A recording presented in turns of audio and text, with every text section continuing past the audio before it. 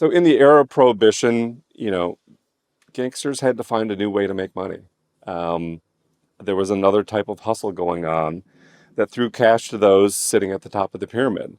And it was a numbers game. So before we had Powerball and Mega Millions and all this lottery stuff televised, big drawings of $1 billion, it was a numbers game known in Atlanta as the bug. And this is what the Prohibition era folks were doing when they couldn't run that all the time. And so Eddie Guyol was the top man of the numbers runners.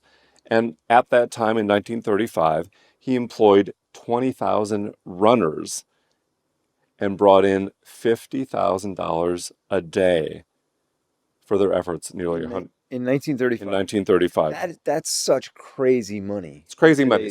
So that would be $12 million a year in today's money.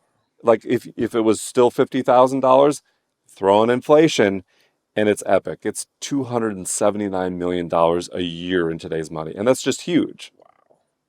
That's crazy. That's mind-blowing. Yeah. And so Eddie Guyol, despite all of this, despite sitting on the top of the pyramid of this numbers racket, he was a pretty kind of, people didn't know who he was until he was gunned down that one day in his driveway. And so the legend of Eddie Guyol is mainly a story that's been untold even today.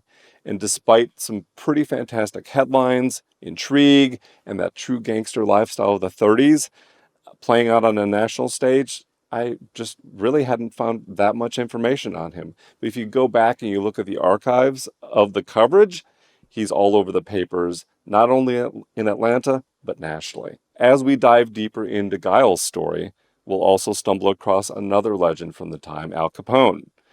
Yes, that Al Capone, who with his wife was said to have come and gone as he pleased while on lockdown for crimes he committed back in Chicago. He was shipped to Atlanta and was ready for an 11-year sentence. And exactly what he did here is what I discovered as I did a deep dive. And so we will get into Al Capone as we get into this story also. In a 1938 article in the Philadelphia Inquirer, Larry Logston kicks off his lengthy piece about Eddie Guyol with the following.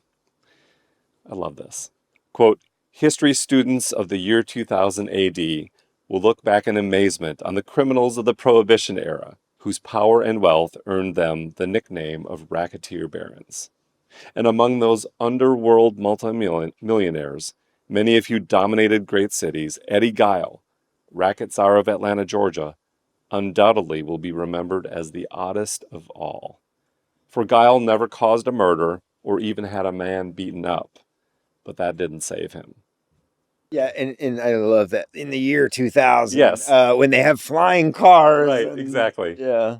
That $12 million a year business, if you want to call it that, was no protection for him being gunned down at the age of 37. And it was just done right outside his new mansion. So what's interesting is he started his fortune in the Prohibition era in Atlanta, Georgia, under the wings of a man named Walter Cutliff. And Eddie grew his business as a bootlegger. And yes, he would even get caught by the law. He served on a chain gang, but he never spent a day in prison. But that Prohibition bootlegging, the two partners, Cutliff and Guyol, they were making $2,000 to $5,000 a week. It was not bad. They actually called him the Liquor King before he was the Numbers King. Right here. Yeah. But we've got the Liquor King, the Numbers King, the Porn King. We've got a lot of kings that have been mentioned in this episode already. We're only I know, right? Minutes in. Guyol was the connection point to the numbers racket from New York coming to Atlanta.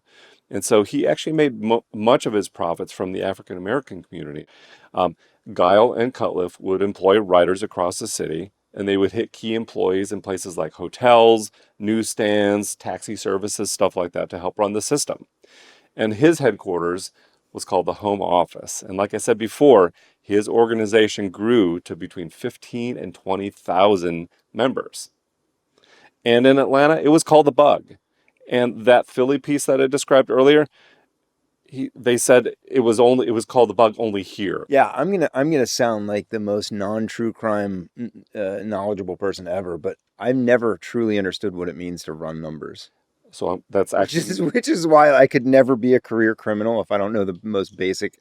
Like, I know what laundering money is, right? But I don't know what You running do, huh? number they. Yeah, I mean, Are you but the I had to look it up. Are you the laundry king? I swear to God, yeah, I had to actually look up, like like what is really Yeah. laundering money? Like, it has nothing to do with cleaning it. Well, it does. I You've got to mean, clean the money. yeah, the proverbial clean the money, but Yeah, so how did it all work? So the modern day lottery system, of course, is, monitored by accountants and outside officials and very highly guarded. But the racket was really something that was run on the streets, again, collected in places like hotel lobbies and other places of business and in local neighborhoods. Um, so how would so buyers would place their bets on a string of numbers, and of course they would win if they matched. But how did they pick these numbers? And it would be from a random set from treasury reports, baseball scores, and other statistics from newspapers, and the winning numbers would match. Now, I'm not sure that it was ever really fair, of course, because someone has to win and someone has to lose, but it was huge and it was nearly untrackable, unlike when a bootlegger was busted for carrying alcohol, right?